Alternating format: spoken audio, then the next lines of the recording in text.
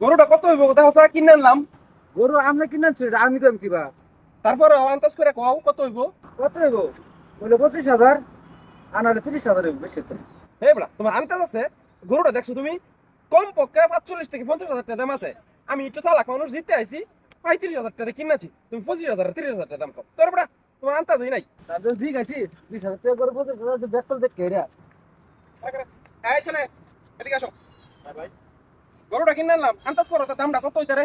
এই তো গরুটার দাম কি আমি জানি নাকি? আরে কও না দেখি কতটা কিনে আনছি, দেখি তোমার আন্দাজটা কিরকম। কত হইব? বড় তোর 25,000 টাকা হইব। ভাই বড়া তোমার কোন আন্দাজ আছে বড়া? গরুর দাম হবে কম পক্ষে 40,000 টাকা। আমি চালাক লোক দেখে একটু দামাদামি করে 5,000 টাকা জিততে 35,000 টাকা কিনাছি, 25,000 টাকা আন্দাজ আছে বড়া তোমার? আরে সালা একটা আইছে। এই ছেলে এদিকে আসো। এ ভাই, গরুটা কিনে আনলাম, দেখো তো দাম কত হইব। আরে ভাই গরুর দাম কি আমি জানি নাকি তারপরে আন্দাজ করো না, দেখো কত হইব।